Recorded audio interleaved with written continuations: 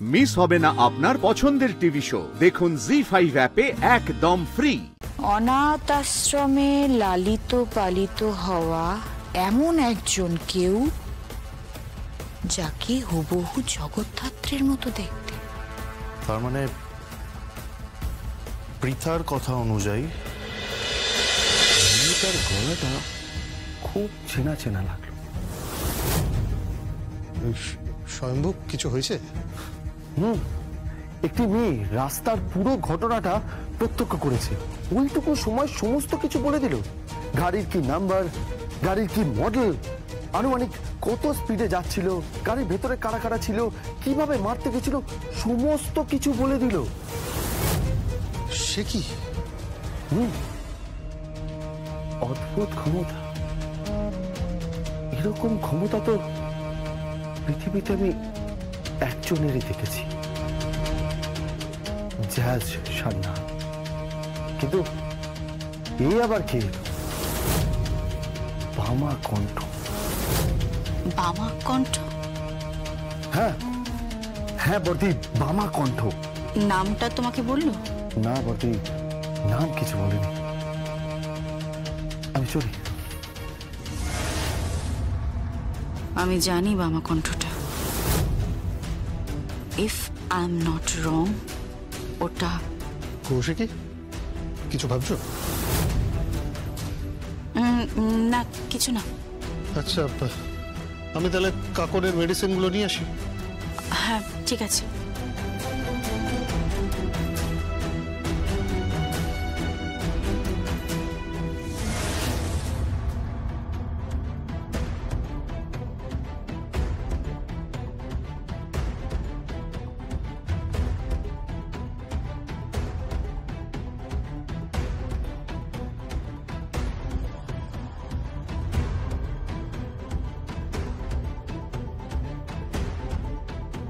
Hello hello, Kalicharan Bose বলছেন তো?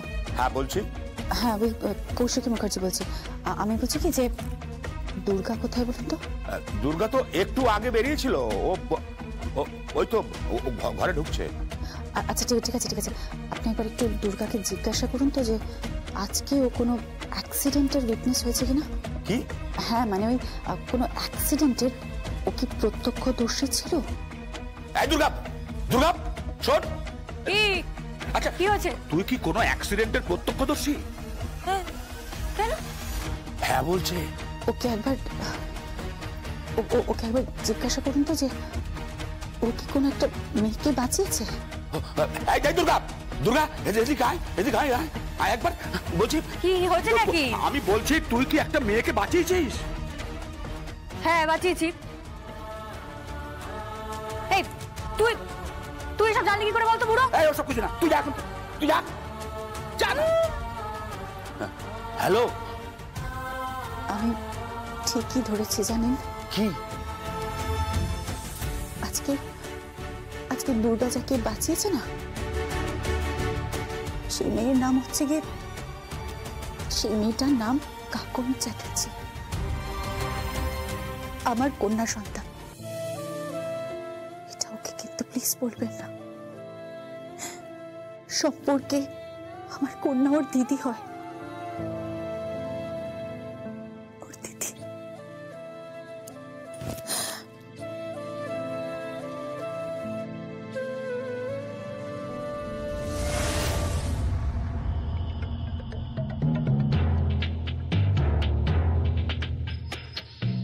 কি 10টা 5টা চাকরি করা কেরানি বাবু?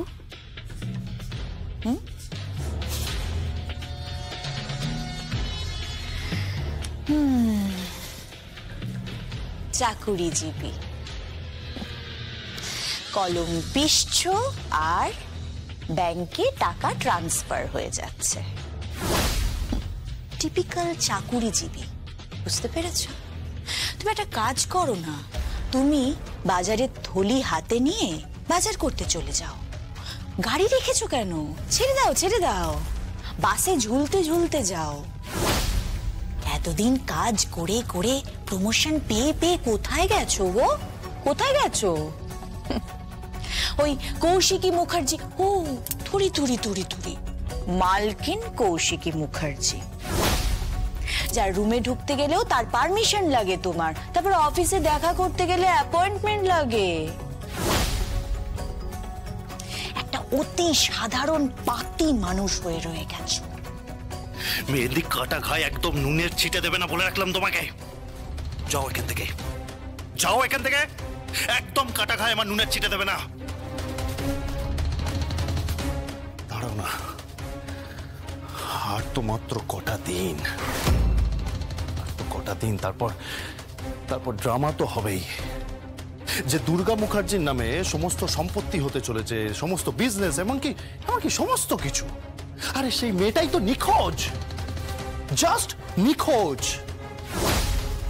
তার কোনো খবর নেই, এত বছরে তার কোনো খবর পাওয়া যায়নি। তো আইনত ধরেই নেওয়া যায় যে সে মরে গেছে, কিন্তু তবুও বর্দি এখনো ওয়েট করছে।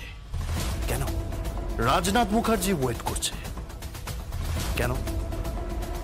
আর যদি ওই সব পায়, তাহলে পৃথা, কাকন, আমরা সব কোথায় যাব? প্লিজ প্লিজ উৎসব, অন্যদের কথা ভাবা ছাড়ো।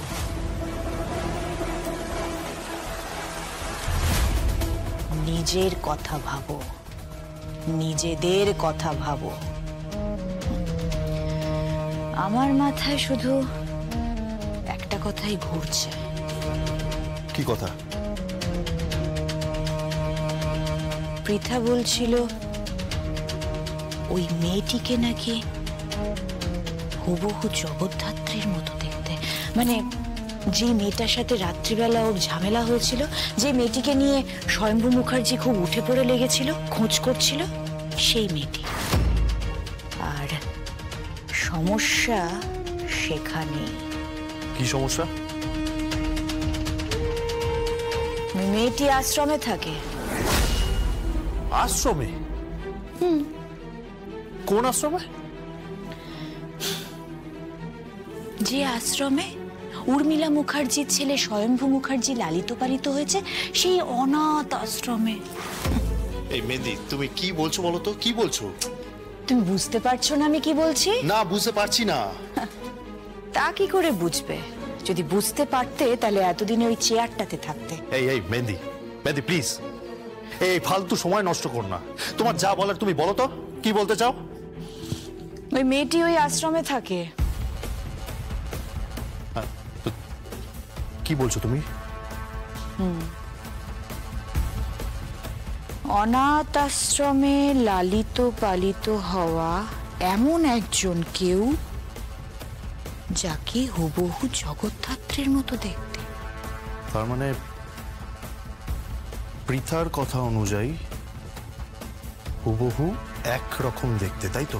ঠিকই শুনেছ। জি5 ডাউনলোড করুন আর সব এপিসোড দেখুন একদম ফ্রি।